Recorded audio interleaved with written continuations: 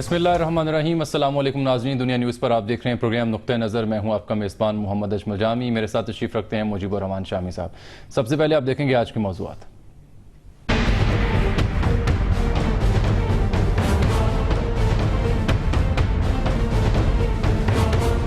कौमी असम्बली में चौधरी निसार के बयान पर अपोजिशन का वॉकआउट। वज़ीर आज़म ने खुद जाकर हिज़्ब इख्तिलाफ को मना लिया, ईवान में वापस ले आए।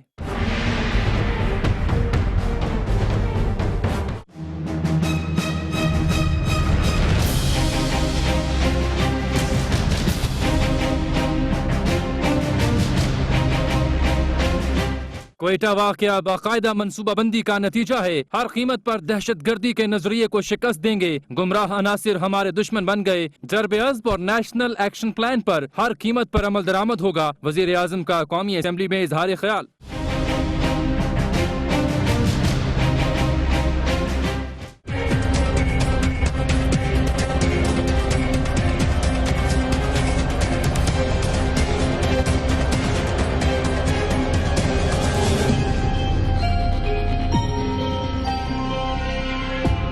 नेशनल एक्शन प्लान पर अमल दरामद के लिए विफाक तमाम वसाइल मुहैया करेगा। इंटेलिजेंस इदारों को सूबों से राब्ता रखने की हिदायत। वज़ीर आज़म की सदारत में नेशनल एक्शन प्लान पर जायजा इजलास में फैसले। नेशनल एक्शन प्लान पर अब तक मुकम्मल तौर पर अमल क्यों न हुआ, जायजा लेंगे आज के प्रोग्राम में।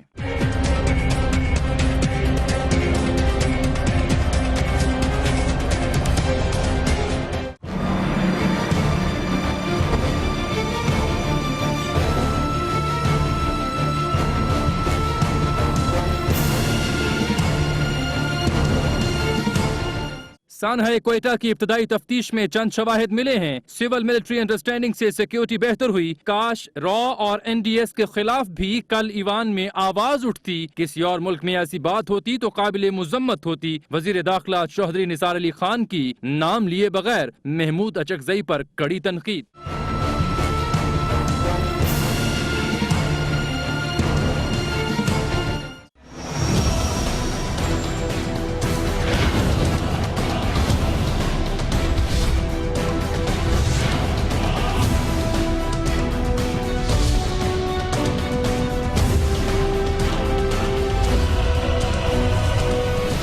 दहशत गर्दी के खिलाफ हर हुकूमती लाहे अमल की हिमायत की। हुकूमत अकेले ये जंग नहीं लड़ सकती, ये कौमी जंग होनी चाहिए। अपोजिशन लीडर खुर्शीद शाह, क्या हमारी तरफ से सानहा क्वेटा की सिर्फ मुजम्मत काफी है? अगर नहीं तो क्यों नहीं? शाह महमूद कुरैशी का सवाल। सरकारी TV ने तकरीर नशर न की।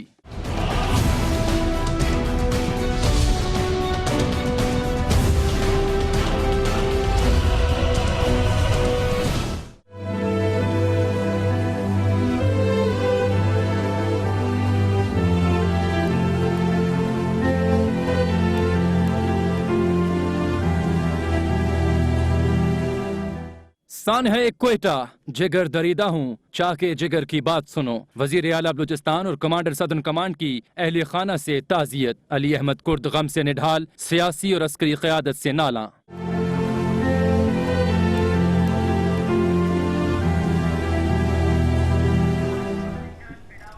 शाम साहब, सबसे पहले तो आज नेशनल एक्शन प्लान के ऊपर जायज़ा इजलास हुआ जिसकी सदारत वज़ीर आज़म ने की। उसके बाद ईवान में गए वज़ीर आज़म, चौधरी निसार भी वहाँ पर थे। वज़ीर आज़म के बयान के बाद चौधरी निसार ने ब्रीफिंग दी ईवान को और उस मौके पर अपोजिशन रहनुमाओं के साथ उनकी कुछ ऐसे जुमले उन्होंने बताए अपोजिशन अदवार के बारे में जिस पर नाराज़ होकर शाह महमूद कुरैशी साहब और खुर्शीद शाह साहब ईवान से बायकॉट कर गए।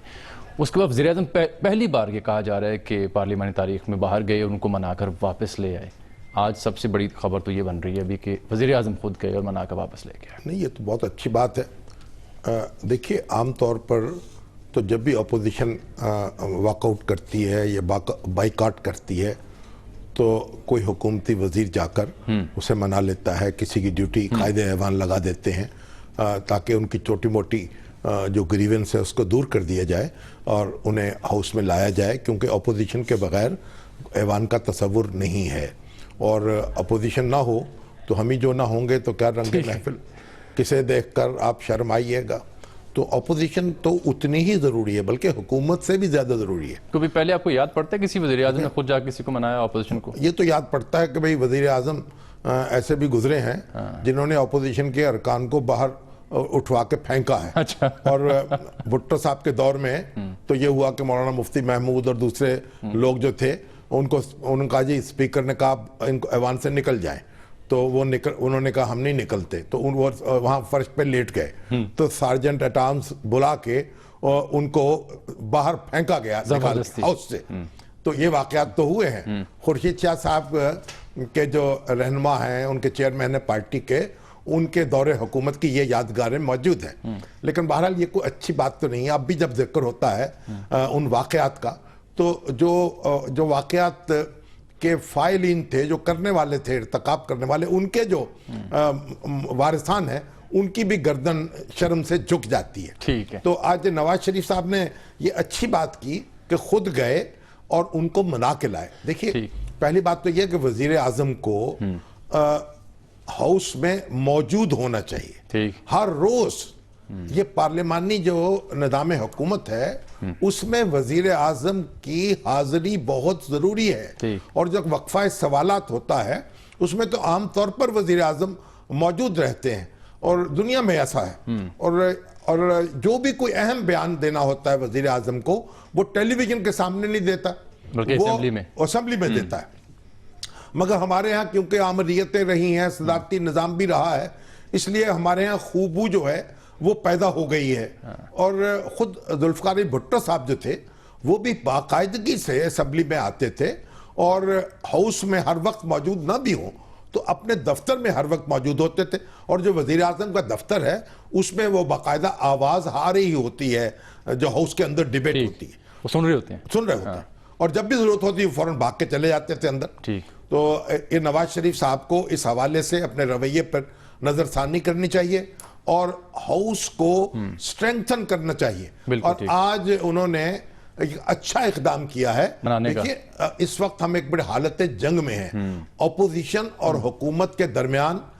इस मामले में सानेह के मामले में बलूचिस्तान के उससे मुतल्लिका सूरत हाल के बारे में कोई दो राय नहीं है। उनको एक दूसरे से नहीं उलझना। और आज देखिए, और बात सुने कि जब ये इजलास हो रहा था, अब कायदे इसमें, क्योंकि ये पीटीवी जो है सिर्फ उसी को इजाजत है कि वो वहां कवर कर सकता है, उसका कैमरा जा सकता है, प्राइवेट चैनल्स जो है उनके कैमरे अंदर नहीं जा सकते। बिल्कुल ठीक। वो उसकी वजह ये भी है कि अगर वो कैमरे सबके अंदर चले जाएं तो वो बहुत मुश्किल सूरत हाल पैदा होगी कि 20-25 कैमरे तो आप अंदर नहीं नस्ब कर सकते। लेकिन उसके लिए लाजिम है कि पीटीवी सबको फिर फुटेज फराहम करे और कार्रवाई करे। अब आज जो खुर्शीद शाह साहब की तकरीर थी वो भी पूरी नहीं दिखाई गई, और शाह महमूद कुरैशी साहब की तकरीर जो है वो भी चंद जुमलों के बाद कट कर दिया गया। उससे एक तलखी पैदा हुई। उनका हर रुकन जो है वो असेंबली का, अपोजिशन का हो या हुकूमत का हो, उसकी तकरीर दिखाई जानी चाहिए। और इंडिया में कई दूसरे मुल्कों में तो चैनल जो है कौमी असेंबली या सेनेट वो खुद रन करते हैं, पार्लियामेंट, बल्कि अलग चैनल भी होता है जो सिर्फ ऐवान की कार्रवाई सुनाई जाती है। तो इसलिए ये स्पीकर पर लाजिम है, अयाज सादिक साहब पर, वो इस सूरत हाल का नोटिस लें और पीटीवी को हदायत करें कि वो कार्रवाई मनोअन दिखाए। और इससे, और उसके साथ अगर ये मुमकिन नहीं है तो अपना चैनल शुरू कर दें, एक और पीटीवी 3 कर लें, पीटीवी 2 कर लें, जो भी करें। हर रुकन की तकरीर उसके अल्फाज में लोगों तक पहुंचनी चाहिए। अब ये शाकिर सोलंकी हमारे साथ मौजूद है, उनसे जान लेते हैं कि आखिर वो क्या वजह बनी, क्या जुमला था जिस पर अपोजिशन अरकान उठकर चले गए और फिर कैसे मनाया वज़ीर आज़म ने। जी शाकिर, बताइएगा। जी जामीन, पहले तो मैं बताऊं कि वजीर आजम और इस वॉकआउट से पहले जैसे ही वजीर आजम ने स्पीच खत्म की तो उसके बाद शाह महमूद कुरैशी ने कोयटा साने पर बात करना चाहिए, क्योंकि जो 2 दिन पहले बहस हुई थी उसमें शाह महमूद कुरैशी मौजूद नहीं थे। तो वो अपना बहस करना चाह रहे थे, जिस पर स्पीकर ने उनको टाइम नहीं दिया, तो अपोजिशन लीडर खड़े हो गए और फ्लोर था चौधरी निसार अली खान के पास, क्योंकि वो वाइंड अप करना चाह रहे थे, जिस पर खुर्शीद शाह ने बात करना चाहिए तो स्पीकर ने उनको टाइम दिया। तो स्पीकर से मुखातब करके चौधरी निसार ने कहा कि ये कोई अच्छी रिवायत नहीं पड़ रही कि एक वजीर मिनिस्टर खड़ा है और बस भी 2 दिन पहले खत्म हो गई है और आप दरमियान में दूसरे लोगों को टाइम दे रहे हैं। जिस पर खुर्शीद शाह ने कहा, स्पीकर से ही मुखातब हो रहे थे लेकिन इशारा निसार अली खान की तरफ था कि ये भी कोई अच्छी रिवायत नहीं है कि अपोजिशन लीडर खड़े हों और उधर से वज़रा खड़े हो जाएं। ये ये भी नई रिवायत ये डाल रहे हैं हुकूमत वाले। ये इनके दरमियान पहले ही इस तरह की कोई तलक कलामी हुई थी। उसके बाद चौधरी निसार ने जब वाइंड अप किया तो पीपल्स पार्टी पर शदीद तनकीद की। पिछले 5 साल के जो दौरे हुकूमत में धमाके हुए थे वो गिनवाए, जो भी उनको अच्छा नहीं लगा अपोजिशन को। और आसिफ अली जरदारी के हवाले से कहा चौधरी निसार ने कि मैंने पहली दफा जो फौजी कोर्टों वाला फैसला हुआ था APC हुई थी वजीर आजम हाउस में, पहली दफा मैंने उनको तारीफ की थी। फिर काका लगा के कहा चौधरी निसार अली खान ने, मैं ये तो नहीं कहूंगा असेंबली के फ्लोर पे कि ये आखिरी दफा ही तारीफ होगी, ये भी उनको अच्छा नहीं लगा। फिर महमूद खान अचकजई का मामला आया, वो भी खुर्शीद शाह ने कहा कि भाई आपस के मामलात हैं तो ये इत्तेहादियों के इजलास में जाकर डिस्कस करें। तो वजीर आजम को मुखातिब करके कहा खुर्शीद शाह ने कि आप अपने वज़रा के हाल देख रहे हैं कि हम मफाहमत के साथ कौमी इत्तेफाक राय के साथ दहशतगर्दी के खिलाफ आपको सपोर्ट करना चाह रहे हैं, वो मामला बिगाड़ना चाह रहे हैं, जिस पर उन्होंने वॉकआउट किया है। जामी ठीक है, बहुत शुक्रिया शाकिर सोलंकी आपका इस्लामाबाद से मेरी रिपोर्ट। हर बात का एक महल होता है। जो चौधरी निसार अली साहब की गुफ्तगू थी वो बेमहल थी, इसलिए कि जब आप एक कंसेंसस पैदा कर रहे हैं, एक अफाम तफहीम से आगे बढ़ रहे हैं, उस वक्त माजी पर तनकीद की कोई जरूरत नहीं थी। बिल्कुल जब तनकीद हो रही हो हुकूमत पर, उसका जवाब उस वक्त दिया जाए तो बात ठीक है। तो ये भी जज्बात को काबू में रखना चाहिए। और जरूरत से ज्यादा जो है जब आप अपने नुक्ता नजर पर इसरार करते हैं उससे माहौल बिगड़ता है, और माहौल बिगड़ता तो तलखी पैदा होती है, तलखी पैदा होती है तो उसके नतीजे फिर खराब निकलते हैं। बिल्कुल ठीक है, ब्रेक ले लेते हैं नाज़रीन, फिर मजीद इस पर बात करेंगे।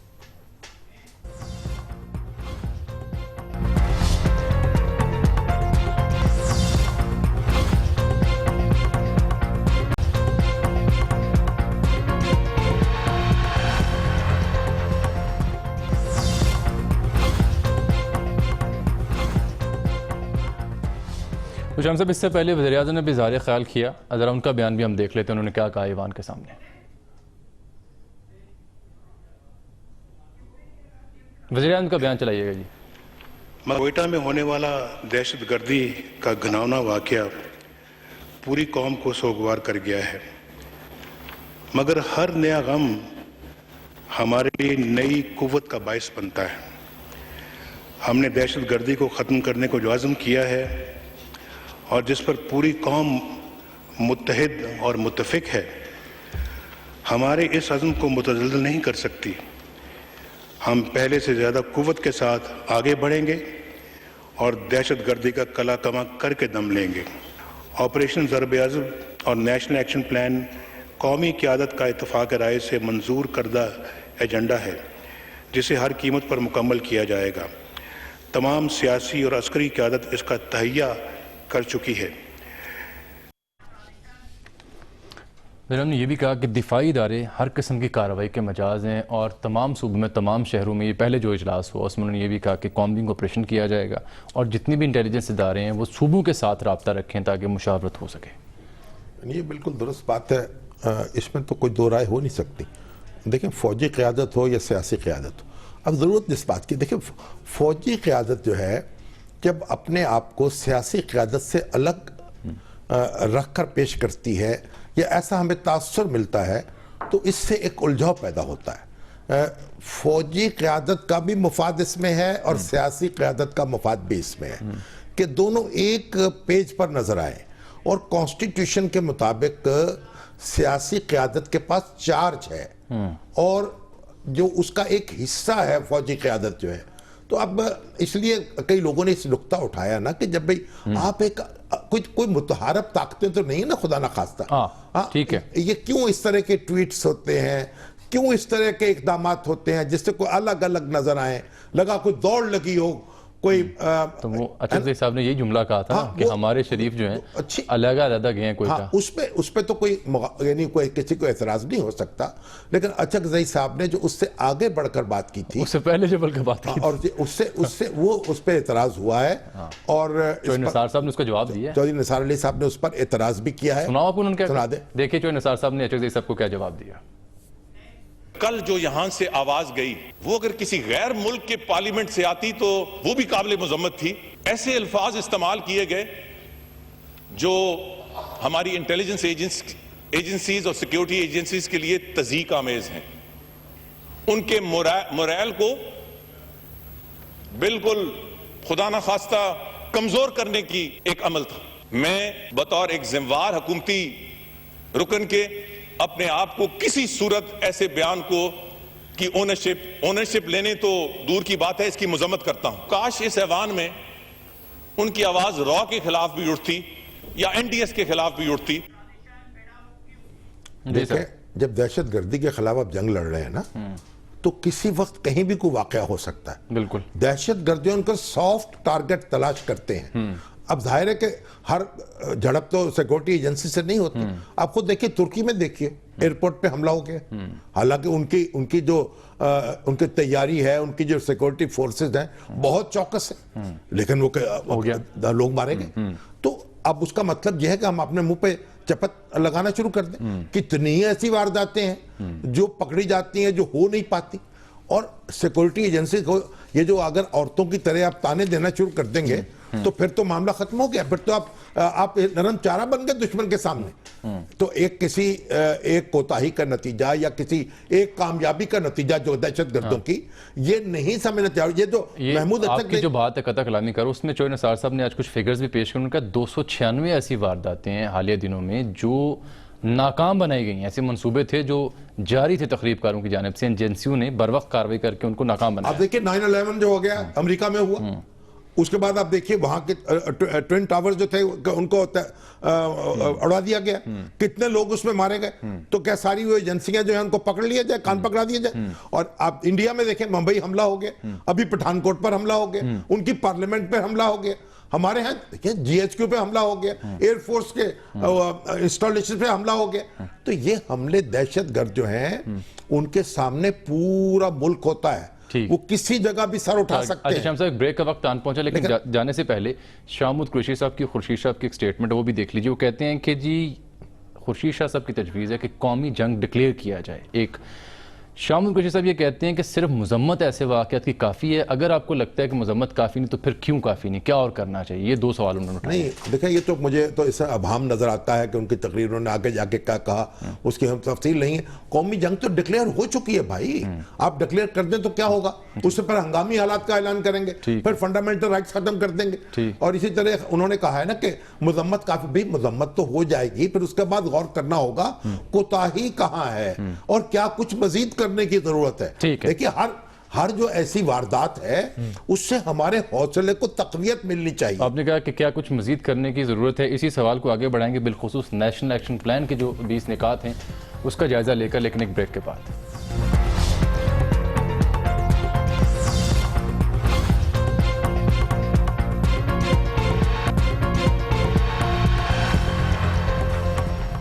वेलकम बैक नाज़रीन। शाम साहब, आज पहले इजलास हुआ, बाद में कौमी असम्बली में इज़हार ख्याल भी किया वज़ीर आज़म ने भी, वज़ीर दाखिला ने भी और अपोजिशन रहनुमाओं ने भी। लेकिन वज़ीर दाखिला ने यह कहा कि बहुत सी ऐसे मामला थे जिन पर आज के इजलास में बात नहीं हो सकी। आइंदा पीर या मंगल को दोबारा इजलास होगा जिसमें चारों वज़राए आला को भी बुलाया जाएगा और फिर तफसीली मुशावरत के बाद एक लाएअमल इख्तियार किया जाएगा। आज उन्होंने गुफ्तगू के अलावा 2 बार उन्होंने बयान दिया कौमी असम्बली में। तो पहले एक मिनट यहाँ पर रुक जाए। हाँ जी, 1 मिनट रुक जाए। अच्छा, ब्रिगेडियर सौलत रजा साहब, उनका मैसेज आया, उनका मैसेज ये है कि वजीर दिफा जो है उनकी खामोशी बड़ी पुरस्कार है। वो कहाँ है? तो वजीर आजम को चाहिए, उस वक्त उन्होंने सुप्रीम कोर्ट में पेश करने के लिए एक अदाफी चार्ज दे दिया था। उनको चाहिए कि कोई बाकायदा वजीर दफा मुकर्रर कर दे और ख्वाजा आसिफ साहब से ये जिम्मेदारी जो है ले लें, वो वापस ले लें। हालांकि बैठे तो हुए थे। हाँ, नहीं मुनासिब होगा ये बात। अच्छा, किसी सीनियर आदमी को दे दें, जैसे आपके राजा साहब हैं जफरुल हक साहब, वो उनको बना दे ताकि एक सूरत हाल उससे काफी बेहतर हो जाएगी। अच्छा, दूसरी बात उन्होंने ये कही कि आप फौजी क़यादत का जिक्र करते हैं और सियासी क़यादत का जिक्र करते हैं। यह क़यादत तो सिर्फ सियासी होती है, आप फौजी हुक्काम कहा करें। अप्रोप्रिएट तो सियासी क़यादत और फौजी हुक्काम, इससे फौज को भी एम्बेरसमेंट नहीं होगी। आर्मी ऑफिशियल्स, तो बड़ी अच्छी बात है। मेरा ख्याल है आइंदा हम यही लफ्ज़ इस्तेमाल करेंगे। ब्रिगेडियर साहब की जानिब से आइए तो बेहतर समझ, शुक्रिया के साथ कबूल कर रहे हैं। कबूल कर लिया जी। अच्छा, मैं जिक्र किया था वज़ीर दाखिला ने उससे पहले भी इज़हार ख्याल किया और परफॉर्मेंस बताई कि जो हमने वेरिफिकेशन करवाई है, एक तो उनका 27,000 के करीब जो पासपोर्ट्स ऐसे हैं जो हमने मनसूख किए हैं वो गलत थे। दूसरा, उन्होंने उस शनाख्ती कार्ड का जिक्र किया जिसकी तशहीर दुनिया भर में हुई थी पिछले दिनों। वो बयान देख लीजिए, बयान देखिए क्या कहा उन्होंने। शनाख्ती कार्ड जिसकी दुनिया में तशहीर हुई, जो फिर ड्रोन अटैक में निशाना भी बना, वो पाकिस्तान में बना, 2004 में बना। उसकी तहकीक की तो और बहुत सारे निकले। तो पाकिस्तान की एक अहम तरीन महकमा जात में कितनी अंधेर नगरी मचाई गई, ये मैं रिकॉर्ड सामने रखूंगा। मगर मेरी तजवीज़ है कि ये सब चीज़ों को ओवरसी करने के लिए हम एक मिल के एक पार्लियामेंट्री कमेटी बना लेते हैं, ताकि इसमें अगर वो चाहते हैं कि बेहतरी आए, किसी का गलत नंबर ब्लॉक हो गया है और सारी चीज़ों, यानी वो तो फिर 12 साल पहले तो मुशर्रफ साहब की हुकूमत थी। देखिए बात यह है कि मुल्ला मंसूर अख्तर उस वक्त उनकी क्या अहमियत होगी? एक आम मुजाहिद होंगे, आम अफगान होंगे। देखिए यहाँ लाखों अफगान मुजाहिदीन जो और मुहाजिरीन जो थे वो उन्होंने पनाह ली हुई थी, आज भी मौजूद है बाकायदा तौर पर रजिस्टर्ड मुहाजिरीन। एक अफगान मुहाजिर के तौर पर उनका कार्ड बन गया होगा, जिससे बेशुमार और दूसरे लोगों के बने थे। बाद में होते होते उस वक्त ना तालिबान, बाद में देखा ना तालिबान के वो लीडर बन गए, अब फिर उन्होंने क़यादत उनके पास आ गई, तो उसकी अपनी अहमियत हो गई। तो चीजों को एक सही तनाजुर में भी देखना चाहिए। ठीक है, आप जरा एक बात नेशनल एक्शन प्लान पे हम आ जाते हैं, वो अगर मैसेज बाकी है तो आखिरी चंक में ले लेते हैं। ये बात उन्होंने बड़ी अच्छी कही कि एक पार्लियामेंट्री कमेटी बना दी जाए ओवरसाइट के लिए। ये तो खुर्शीद शाह साहब ने भी कहा है, ये पेशकश करते हैं। ये तजवीज बहुत अच्छी है। चौधरी निसार साहब और जनाब खुर्शीद शाह साहब दोनों की तरफ से आई है। हाँ। तो मेरे ख्याल इस पे तो काम कर लिया जाए। आज इजलास में से ये बात भी हुई कि जो फंड रेजिंग है, फंडिंग जो होती है इदारों की या कलअदम तंजीमों की, उस पर सख्ती से रोकने के लिए कोई इकदाम किए जाएंगे। पता नहीं वो क्या है, वो तो अब देखना पड़ेगा। फंडिंग तो हर कीमत पर रोकनी चाहिए। देखिए अब जितना अपनी इकोनॉमी जो है ना उसको फॉर्मलाइज करते जाएंगे, उसको टैक्स नेट में लाते चले जाएंगे, उतना ये काम मुश्किल होते जाएंगे। हमारी क्योंकि इनफॉर्मल इकोनॉमी, ब्लैक मार्केट जो है, ब्लैक इकोनॉमी बहुत बड़ी हो चुकी है। इस वजह से ये सारे तजावुजात हो रहे हैं।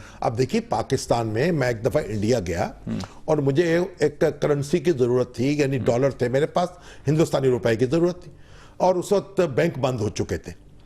मैं 10 दुकानों पे गया हूं चांदनी चौक में, किसी भी दुकानदार ने वो पैसे डॉलर नहीं लिए, उसके एवज रुपए नहीं दिए। उन्होंने कहा जनाब आप बैंक से लीजिए, मनी चेंजर से लीजिए, हम नहीं ले। अच्छा शाम साहब, अगर सुन ले, पाकिस्तान में अगर कहीं सूरत पेश हो जाए तो रेडी वाला भी जो है डॉलर कबूल करेगा, आसानी से आपको छोटी दुकानों में पैसे मिल रहे हैं। तो हमें अपनी आदतों को दुरुस्त करना है, अपनी इकोनॉमी जो है उसको नेट में लाना है, टैक्स में, तब ये सारी चीजें दुरुस्त हो सकेंगी। आप ये देखें, जायजा इजलास तो हुआ, लेकिन नेशनल एक्शन प्लान के 20 निकात थे, उन पर मुकम्मल तौर पर क्या अमल दरामद हुआ? नहीं, उन पर मुकम्मल तौर पर अमल दरामद नहीं हुआ। एक एक को जब आप पकड़ेंगे तो आप समझेंगे कितने झोल मौजूद है।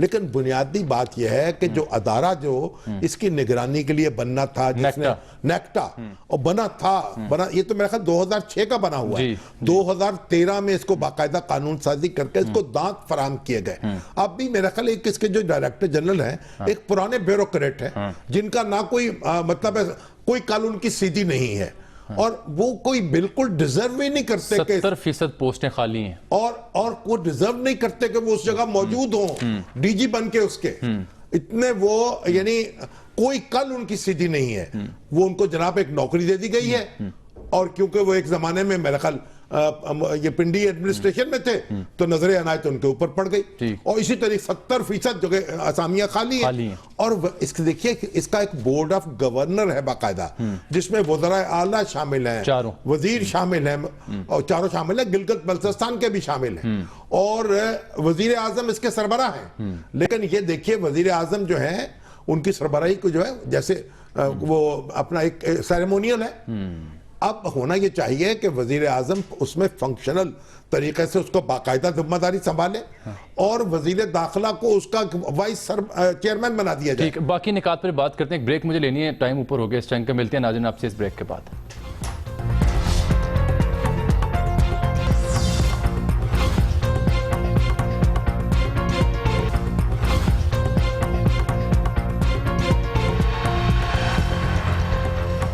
वेलकम बैक नाज़रीन। शाम साहब, ये कुछ निकात हैं जो मेरे ख्याल में उस पर अमल दरामद उस तरह से नहीं हो जो होना चाहिए था। एक तो नेक्टा का आपने जिक्र कर दिया, फिर ये नेक्टा तो देखिए ना बात क्या है कि जो इंटेलिजेंस एजेंसीज हैं उनके दरमियान जो कोऑर्डिनेशन होनी चाहिए थी वो मुमकिन नहीं हो पा रही, क्योंकि वो वजीर साहब के नीचे हमारे जो बड़े बड़े फन्ने खान हैं एजेंसियों के, वो बैठने को तैयार ही नहीं है, और इधर की बात उधर की बात होती है।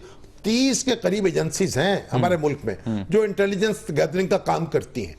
इनको कोऑर्डिनेशन इनके दरमियान सबसे अहम बात है, और वो उचित मुमकिन है कि वजीर आजम फंक्शनल हेड हों इसके, और पूरी ताकत के साथ अपनी जो क़यादत है ना, इस कमेटी की क़यादत, ये नेक्टा की क़यादत, उसको बुरुए कार लाएं और वजीर दाखिला को वाइस चेयरमैन बना दें, ठीक है, ताकि अगर वो मौजूद नहीं है तो फिर वो कर लिया करें उसकी सदारत। 6 नंबर शिक थी कि ये दहशत गर्दों की माली मुआवनत है, इनके वसाइल खत्म करने की बात थी, और फिर ये कि कोई भी कलादम तंजीम नए नाम से काम नहीं करेगी, फिर ये थी कि हाँ जी IDPs की वापसी को यकीनी बनाना था और कबायली इलाकों में इस्लाहात करनी थी। वो तो 6 महीने जो है ना, वो दे दी गया उनको एक्सटेंशन। फिर ये था कि पंजाब समेत मुल्क के हर हिस्से में दहशत गर्दों के लिए जगह तंग कर दी जाएगी, और ये तो जगह तो तंग हुई है ना दहशत गर्दों की, और फिर ये तो नहीं आप कह सकते इसे बिल्कुल अमल नहीं हुआ। अफगान मुहाजिरीन की वतन वापसी के लिए जामे पॉलिसी मुरतब होगी, वो भी देखिए ना, वही उनको अफगान हुकूमत भी तो उसमें पार्टी है ना।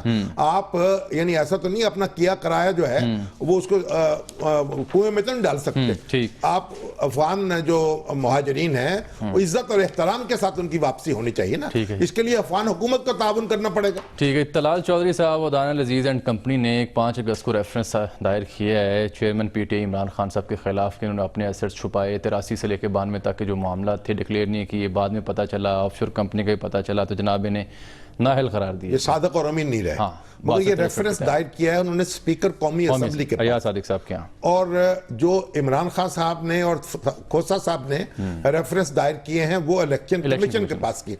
हालांकि किसी भी रुकने असेंबली की नाअहली के बारे में जो रेफरेंस है वो स्पीकर के पास आना चाहिए। ठीक है। अच्छा, अब ये रेफरेंस आ गया स्पीकर के पास। हमारे कई दोस्त कह रहे हैं कि तलवार लटकी रहेगी उनके ऊपर, इमरान खान साहब के ऊपर। देखिए, इमरान खान साहब के ऊपर 30 दिन के अंदर अंदर, दस्तूर के मुताबिक 30 दिन के अंदर अंदर स्पीकर पर लाजिम है कि वो रेफरेंस के बारे में फैसला करे। ठीक। और अगर वो फैसला नहीं करेंगे 30 दिन के अंदर, तो इसका मतलब ये है कि वो खुद ब खुद इलेक्शन कमीशन के पास चला जाएगा। ठीक। गोया उन्होंने ये भजवा दिया इलेक्शन कमीशन को, ये आर्टिकल खामोशी से 62 इसमें ये बताता है, जो आप बयान कर रहे थे, तो ये एक मैंडेटरी है एक लिहाज से। ठीक। तो अब ये स्पीकर तो मेरा ख्याल को फैसला नहीं करेंगे, हाथ पे हाथ रख के बैठे रहेंगे। आज भी उन्होंने कहा कि इस पे अभी फैसला करना बाकी, लेकिन फैसला करने की उनको जरूरत नहीं है। तो फहमीदा रियाज साहब तो गालिबन ऐसा फैसला, वो बात की बात है, फैसला किए बगैर वहां पहुंच जाएंगे। फहमीदा रियाज साहब ने तो फैसला किया था, और कई और फैसले भी स्पीकर ने किए हैं, लेकिन वो एक और बात है, लंबी कहानी है, वक्त है नहीं। और मैं समझता हूं कि मुस्लिम लीग नून ने भी माजी में स्पीकर के इख्तियारात को कम किया इस हवाले से, और कौमी असेंबली एक लिहाज से अंडरमाइन हुई है कि सुप्रीम कोर्ट ने उसके इख्तियारात भी यूजर्प कर लिए थे इफ्तिखार चौधरी साहब के दौर में। बिल्कुल ठीक। मगर इस पे डिस्कशन करेंगे, फिर करेंगे। लेकिन अब ये है कि मगर ये कोई अच्छी बात नहीं है ना, तो इमरान खान साहब को और उनकी पार्टी को और पीपल्स पार्टी को रेफरेंस करने चाहिए वजीर आजम के खिलाफ, ना वजीर आजम की पार्टी को करने चाहिए इनके खिलाफ। बिल्कुल ठीक। क्योंकि इलेक्शन में हिस्सा लें और लड़े, एक दूसरे को शिकस्त दें, और वहां से क्योंकि तलखी जो पैदा होती है, तलखी पैदा करना हुकूमत को जेब नहीं देता और सूट नहीं करता। अगर वो थोड़ा बहुत तजावुज भी करे अपोजिशन, तो हुकूमत को पीछे हटना चाहिए। चले, अब वक्त खत्म हो रहा है, लेकिन आप देखिए क्वेटा का वाकया रह गया था, उसमें आज कमांडर सदन कमांड और वजीर आला भी गए थे अहले खाना के यहाँ ताज़ियत करने, बल्कि आमिर रियाज साहब जो हैं कमांडर सदन कमांड कैमरामैन की बच्ची के पास बैठे थे, उसने झंडा जो लगा है उसको दे दिया, उनको दे दिया। लेकिन अली अहमद कुर साहब एक प्रोग्राम में थे, वो तो नाकाबिले बयान, अली अहमद कुर साहब जो हैं वो जज्बाती आदमी है, बहुत तकलीफ में। देखिए, अस्करी क़यादत भी, फौजी क़यादत भी, अस्करी हुकाम भी, बल्कि यूं कहें तो वहाँ पहुँचे हैं। अब जिस तरह से कुर साहब चाहते थे, उनकी तसल्ली नहीं हुई कि वो कहते थे ताज़ियत और ज़्यादा शिद्दत से होनी चाहिए थी। मेरा ख्याल है जो इक़दामात हो रहे हैं उन पर हमें फोकस करना चाहिए, जो कोताहियाँ हुई हैं उन पर फोकस करना चाहिए, इन बहसों में नहीं पड़ना चाहिए। हबीब अकरम साहब का मैसेज आया है कि पाकिस्तान में कोई सदारती निज़ाम नाफज नहीं हुआ, सदारती आमरीयतें रही हैं, इसलिए आप किसी अयूब खां के और ज़ियाउल हक के और परवेज़ मुशर्रफ के और याह्या खां के सदारती निज़ाम को सदारती निज़ाम ना कहें। ये एक लंबी बहस है फिर हबीब से। साहब, लेकिन इस पर गुफ्तगू एक होगी। मामला कल भी रह गया था अधूरा, वो रज़ा रमानी साहब का जो बयान था कि अब उस बुनियादी पे भी आप- फैसले करना वो होंगे। बुनियादी फैसले करना होंगे, वो कौन से क्या बुनियादी बुनियादी फैसले हैं? फैसले मैंने कल भी हैं ये- और किसको करने हैं, क्या हमें करने हैं या हमारे हमसायों को भी करने हैं, ये भी बड़ी मुश्किल है ना। हम हर वक्त अपने आप खुद अपने दर पे होते हैं, गोया सारा कसूर हर मामले में हमारा ठीक है है जी। और हमारे हमसाए जो हैं वो जनाब गंगा के नहाए हुए हैं और उनसे तो कोई ज्यादती थोड़ा ही नहीं है। पेंडिंग रख लें इस इशू को फिर किसी और प्रोग्राम के लिए, ये तफसीली बात करेंगे, क्योंकि इसको वक्त यहाँ पर कोशिश खत्म हो करेंगे गया, कल कर लें। खत्म हो गया वक्त आज का प्रोग्राम का। नाज़रीन आपसे मुलाकात होगी अगले प्रोग्राम में, तब तक के लिए अल्लाह हाफ़िज़।